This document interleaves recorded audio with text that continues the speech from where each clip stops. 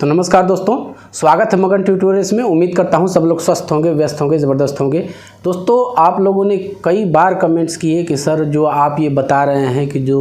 उत्तर प्रदेश शिक्षा सेवा आयोग है ये अब बन जाएगा या फिर इसकी रिपोर्ट जो है ड्राफ्टिंग का काम जो है पूरा हो चुका है और ये शासन को भेज दिया गया है। आप लोग विश्वास नहीं कर रहे थे और हमेशा आप लोगों ने एक तरह से नाराज़गी जाहिर की, और आप लोग जब नाराज़गी इस तरह से जाहिर करते हैं तो हमें भी एक अच्छा लगता है। हमारा एक रिलेशन है और जाहिर सी बात है कि अगर कोई इस चैनल से इस तरह की सूचना दी जाती है जो ऑथेंटिक नहीं है तो आप लोग की नाराज़गी जाहिर है और मैं इसे स्वीकार भी करता हूं। लेकिन अब ये इस तरह से खबरें आ चुकी हैं और ये लगभग साफ हो चुका है कि ये बात सही है कि जो आयोग का ड्राफ्ट है वो शासन के पास है और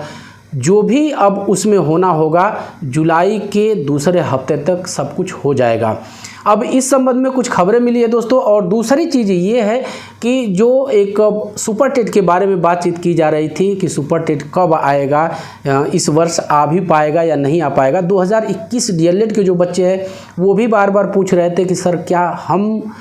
इस भर्ती में शामिल हो पाएंगे या नहीं हो पाएंगे। वहाँ पे मैंने उनसे कहा कि यदि आप लोग का लास्ट सेमेस्टर है, क्योंकि तीसरे सेमेस्टर की जो परीक्षाएं हैं वो मैं समझता हूँ कि अब वो अंतिम फेज़ में है, होने वाली हैं, और अगर चौथे सेमेस्टर की आप लोग करा लेते हैं परीक्षा जल्दी से और रिज़ल्ट इसका आउट करवा लेते हैं तो जाहिर सी बात है कि आप लोग को मौका मिल सकता है। लेकिन ये काम आपको त्वरित रूप से, रैपिड रूप से आपको कराना पड़ेगा, क्योंकि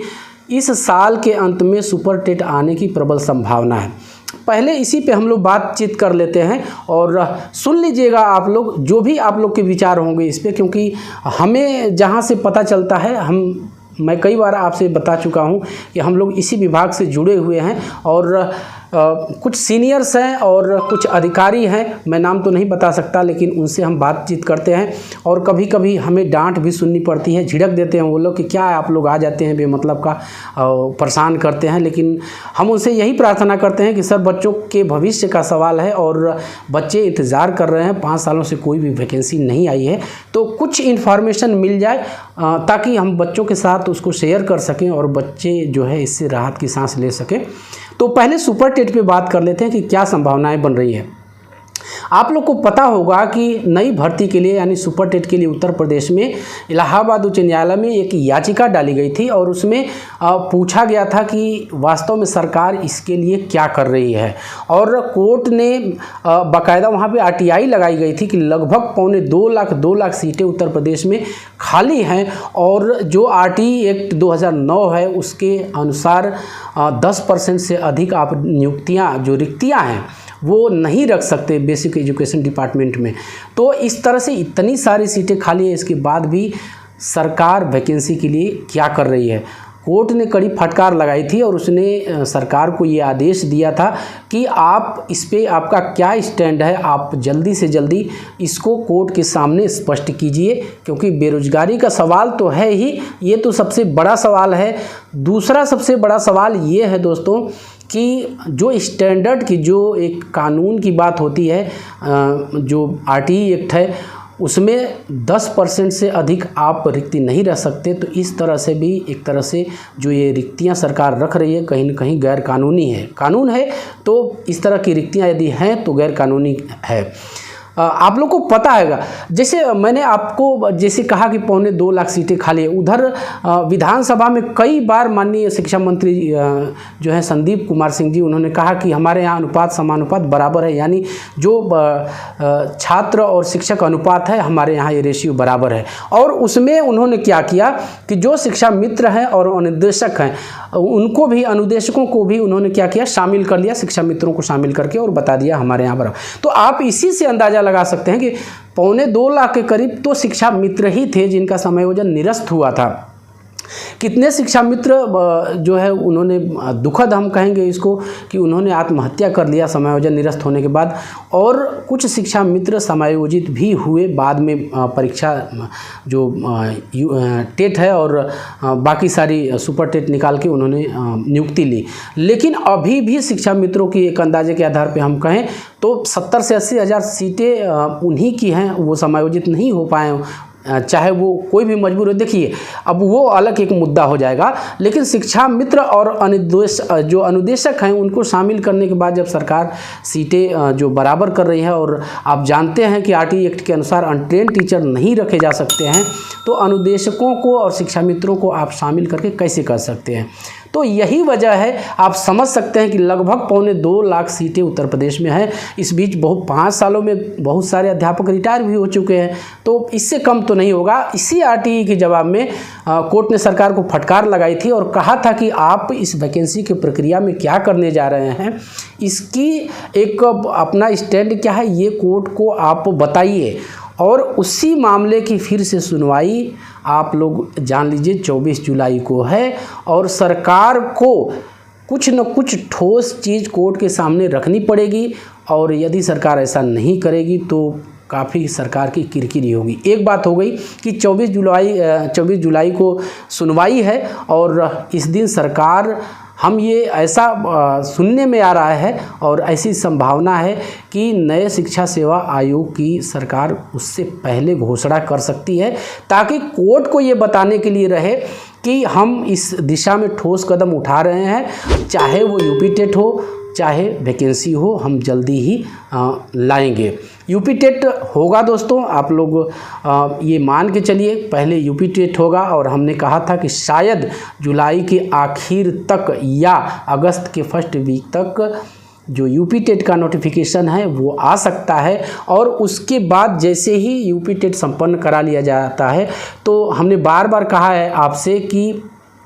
इस वर्ष के अंत में यानी नवंबर दिसंबर तक सुपर टेट वैकेंसी की भी घोषणा हो सकती है। तो आप लोग चिल रहिए, थोड़ा सा आप लोग, हम कहें कि धैर्य रखिए, और यहाँ पे धैर्य रखने की ही चीज़ है। बाकी चीज़ें जैसे ही बीएड बीटीसी वाला मामला एक बार सुलझ जाता है, और सरकार कहीं ना कहीं ये कहती है कि मामला कोर्ट में है इसलिए हम वैकेंसी नहीं ला पा रहे। आप लोग जानते भी हैं कि बीएड का जो यूपी टेट का रिज़ल्ट है वो आज तक रुका हुआ है, और इसी कारण से रुका हुआ है कि कहीं ना कहीं ये स्थिति साफ नहीं है कि बीएड पीआरटी में रहेगा या फिर नहीं रहेगा। सुप्रीम कोर्ट ने 12 जनवरी को इसका आर्डर रिजर्व किया हुआ है, और पूरी संभावना है कि 17 जुलाई को उसकी हियरिंग है एक बार फिर से, और हम यही मान के चल रहे हैं कि उसी के आसपास इसका भी फैसला हो जाएगा और ये स्थिति साफ हो जाएगी। तो ये एक बार स्थिति यदि साफ हो जाती है तो फिर बीएड का जो रिजल्ट रुका हुआ है वो भी मिल जाएगा, और सरकार के पास कोई इस तरह का, हम कहें कि अब बहाना नहीं बचेगा। और इधर शिक्षा सेवा आयोग भी जुलाई के फर्स्ट सेकेंड वीक तक हम हार्डली मान के चल रहे हैं कि उसकी घोषणा हो जाएगी। दूसरी अपडेट ये है दोस्तों कि जो इसका मुख्यालय को लेके इसके बहुत खींचतान चल रही थी और सहमति नहीं बन पा रही थी। कुछ लोग कह रहे थे कि कुछ अधिकारी जो हैं, जिम्मेदार लोग,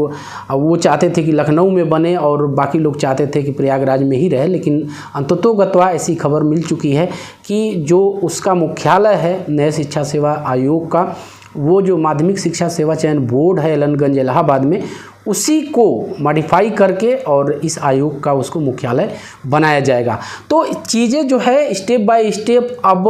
अपने कहें कि रास्ते पे आ चुकी हैं और बिल्कुल अंतिम फेज में है। इधर मुकदमे की बात मैंने आपको बता दिया, सुनवाई है 24 जुलाई को। इससे पहले सरकार